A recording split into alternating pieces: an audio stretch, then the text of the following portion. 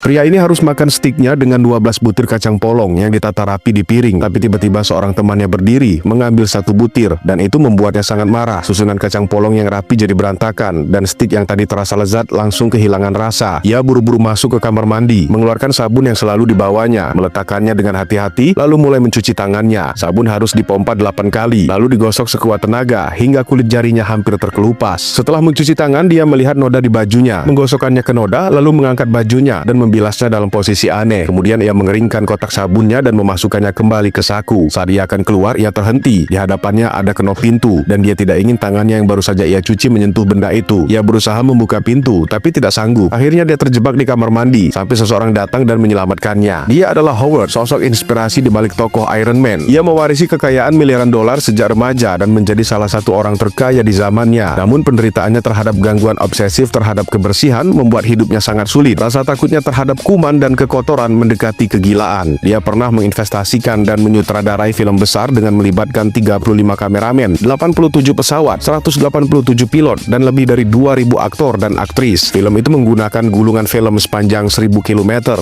Pada tahun 1962, panjang film itu cukup untuk membiayai perang kecil di Amerika. Dari 560 jam rekaman mentah, hanya 94 menit yang ditayangkan di layar. Howard sendiri mengawasi tiap detil produksi dan menghabiskan dana sekitar $25.000 per hari. Ketika uangnya habis, ia nekat mempertaruhkan seluruh hartanya dengan menggadaikan perusahaan mainannya. Film yang dibuatnya berjudul Hells Angels. Proses produksinya butuh waktu 4 tahun, menghabiskan $4 juta dan 3 pilot yang tewas. Tapi saat tayang perdana, film ini menyebabkan kemacetan lalu lintas terparah dalam sejarah. Melawan segala prediksi, Hells Angels diakui sebagai salah satu karya paling brilian dalam sejarah perfilman. Howard pun terbukti sukses. Namun meski begitu, dia tetap terobsesi pada detail. Bahkan saat keluar dari pesta, ia masih bisa mendatangi kantor untuk menyunting ulang beberapa adegan. Selain menjadi pembuat film, Howard juga bercita-cita menjadi penerbang. Untuk merancang pesawat tercepat, dia membeli seluruh maskapai penerbangan. Suatu hari ia sedang memeriksa pesawat barunya dengan sangat teliti. Begitu teliti hingga semua insinyur di ruangan itu dibuat tegang. Sulit untuk tidak stres jika punya bos seperti ini. Tapi para insinyur berhasil mewujudkannya, dan lahirlah pesawat tercepat di dunia saat itu. Namun karena tak ada pilot yang cukup berani menerbangkannya, Howard memutuskan untuk menerbangkan sendiri. Padahal para insinyur sudah mengingatkan bahwa tangki bahan bakar yang didesain untuk kecepatan itu hanya cukup untuk 2 putaran dan tak boleh dipakai untuk memecahkan rekor. Tapi begitu Howard duduk di kokpit, semua peringatan terlupakan.